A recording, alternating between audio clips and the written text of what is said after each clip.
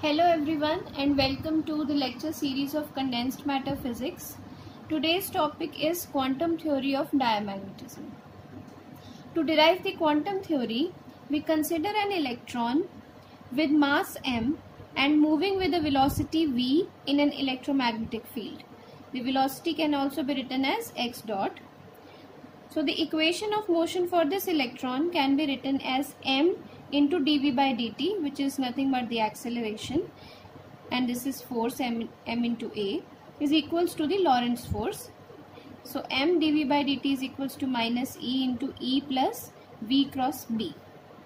To derive the acceleration in the quantum theory, we use the Lagrangian function, which is expressed as L is equals to half into m x dot square minus e a cross x dot plus e into phi.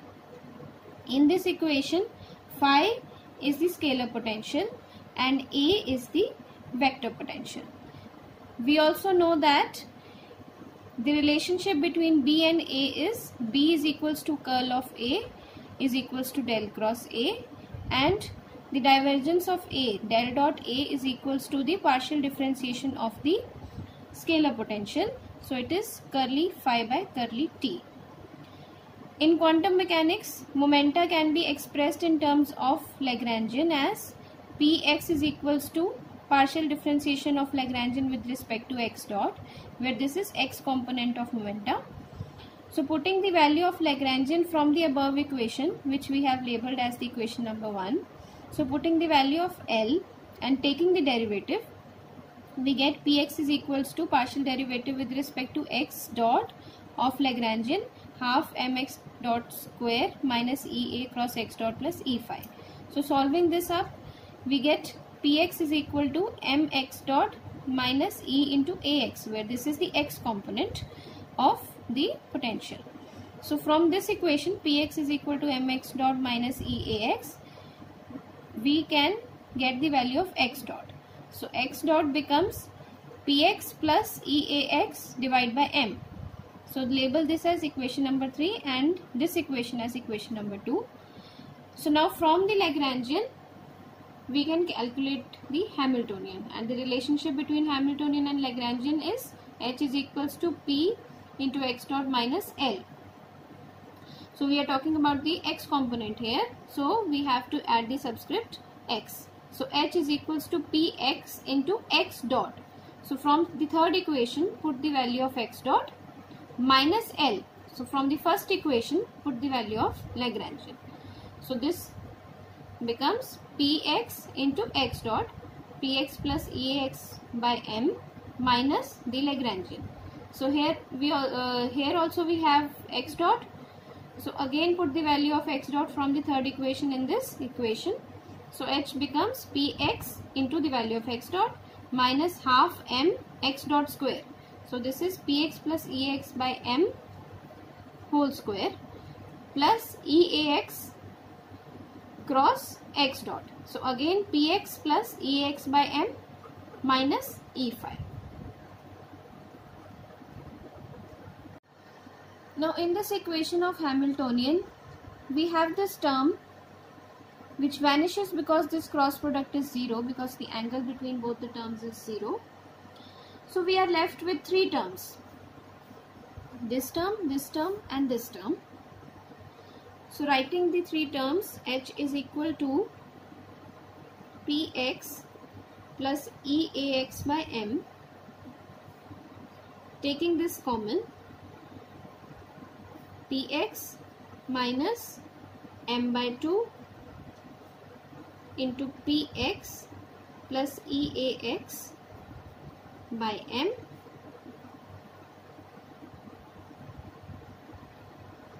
minus e phi. So these are the terms we are left with. M cancels out. So we get Hamiltonian equals to px plus eax by m into px minus px plus eax by 2 minus e phi. So this can be written as H is equal to Px plus Eax by m into Px plus Eax by 2 minus E5, because this becomes 2px minus px, so this is px. So this is the x component. So considering the y and z components also, the total Hamiltonian becomes H is equal to 1 by 2m p plus Ea square minus E5.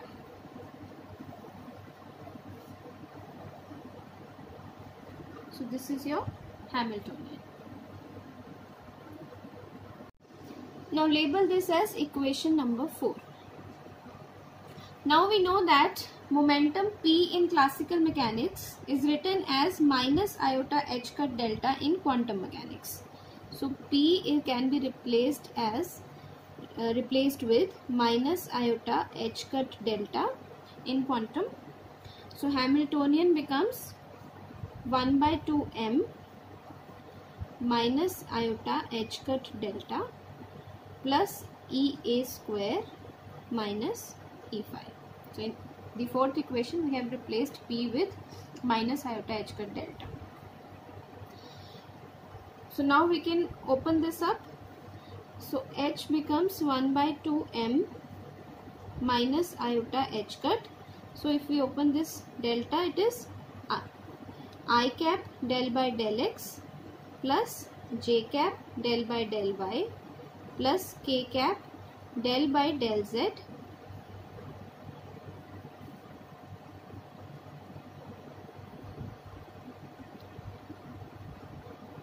plus E into the three components of A,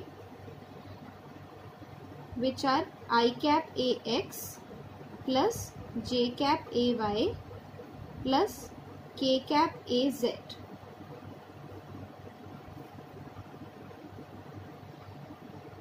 So this whole square minus E5. So Hamiltonian becomes this. Now if we consider the x component of the Hamiltonian or x component of the operator, then x component can be written as minus iota h cut del by del x plus E into Ax, and this is square, so I can write it as this operator.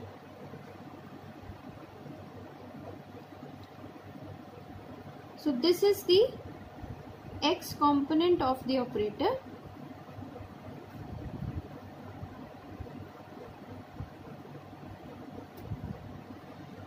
which will operate on a wave function phi.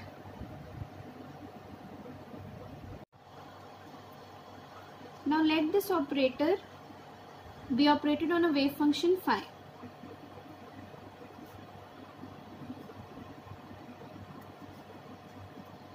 So we can write this as minus iota h cut del by del x plus Eax into minus iota h cut del by del x plus Eax be operated on wave function phi. So this can be written as minus iota h cut del by del x plus Eax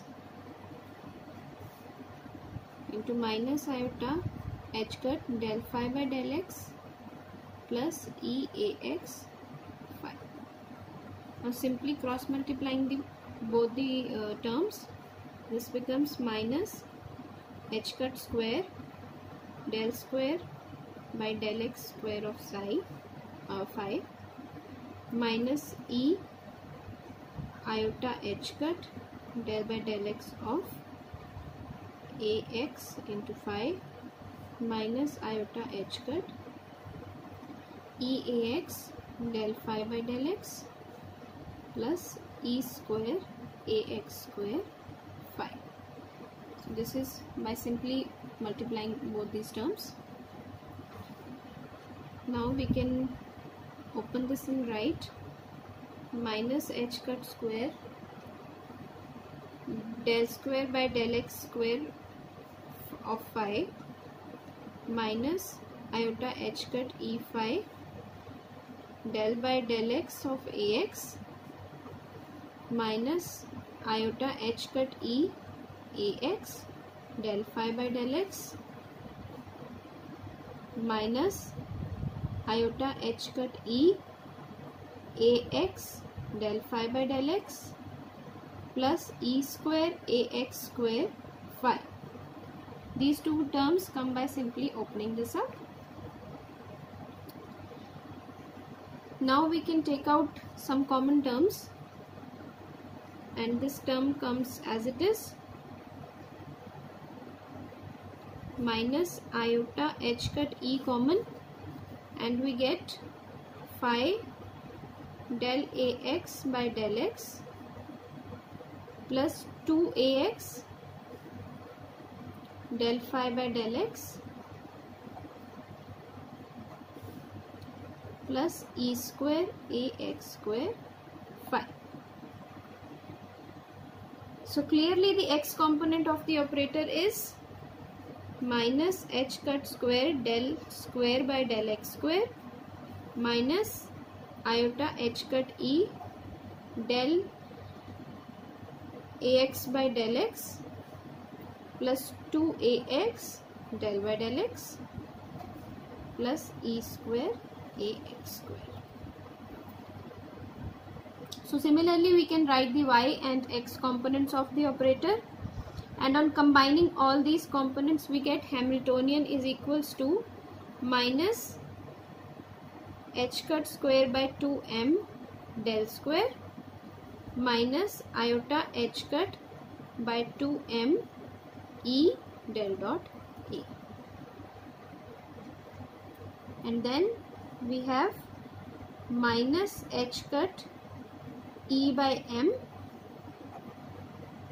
ax del by del x plus ay del by del y plus az del by del z plus e square by 2m into a square minus of minus e phi. So in the Hamiltonian we have now used all the components of x, y and z. So this is finally what your Hamiltonian is.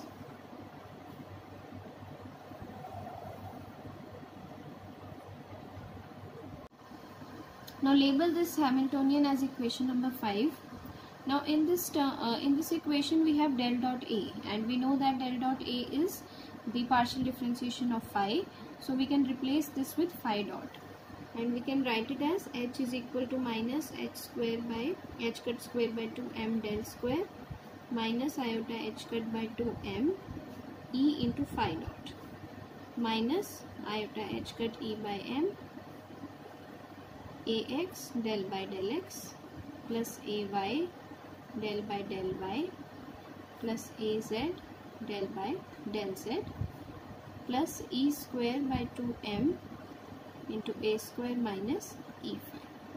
So label this one as equation number 6. So now we consider a uniform magnetic field B along z axis. So we have B along z axis, and A may be chosen, or our potential may be chosen such that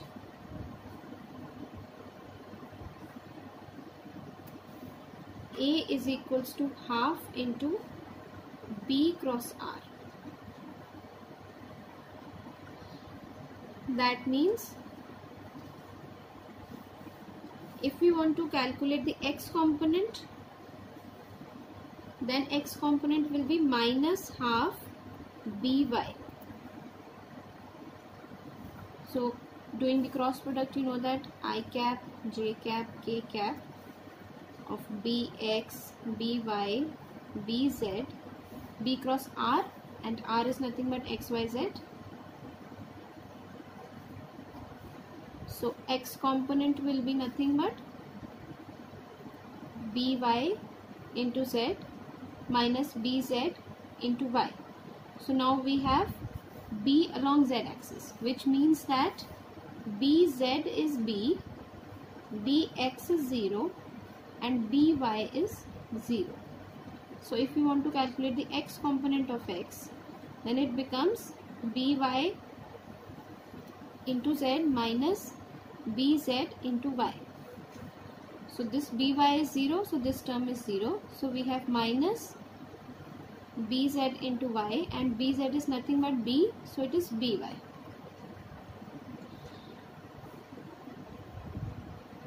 And now we have half b cross r, so this becomes minus half by. Similarly, ay is half bz and az is 0, because in the term of az we will have both bx and by, and bx and by are 0.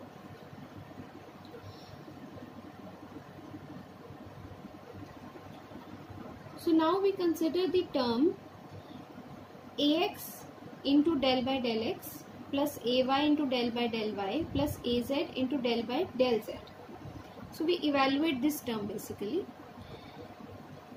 So ax into del by del x plus ay into del by del y plus az into del by del z.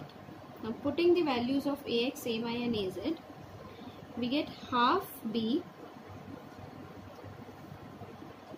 x into del by del y minus y into del by del x.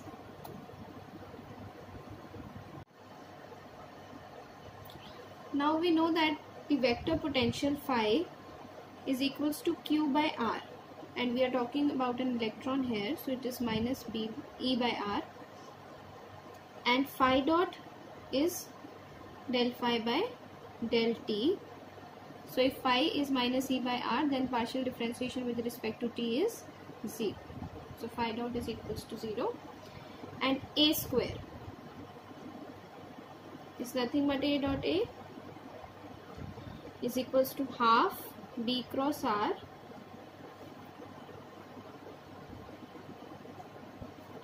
into half b cross r,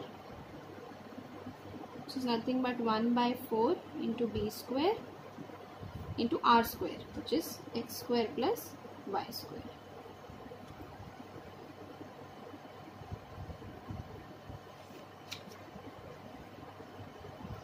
So using these above values, which is the value of this term half b x del by del y minus y del by del x, and a square, which now becomes 1 by 4 b square into x square plus y square, and phi dot is equals to 0.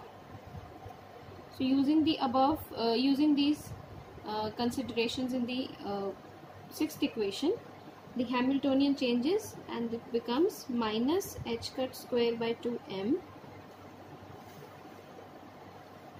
into del square minus iota h cut eb by 2m into x del by del y minus y del by del x plus e square by 8m into b square x square plus y square minus e phi. This becomes the seventh equation. This is come from the sixth equation where phi dot is equals to 0, so this term has vanished and we have the first term. In the second term, this whole term we evaluated as half b x del by del y minus y del by del z del x. So we have substituted this, and then plus e square by 2m into a square. So in place of a square we have this 1 by 4 into b square x square plus y square. So this becomes 4 into 2 becomes 8, and we have this term then minus of E phi.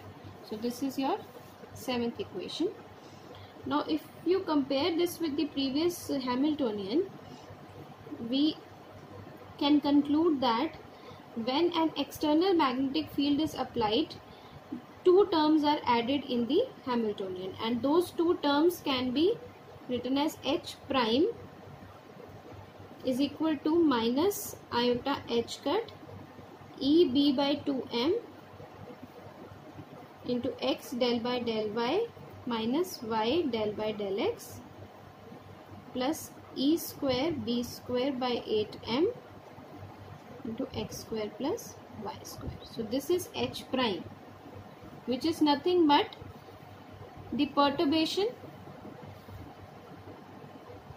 a small perturbation for an electron which happens when the magnetic field is applied. So this is all about the quantum theory of diamagnetism, and this is the part 1 of the lecture, and we will continue it in the second part.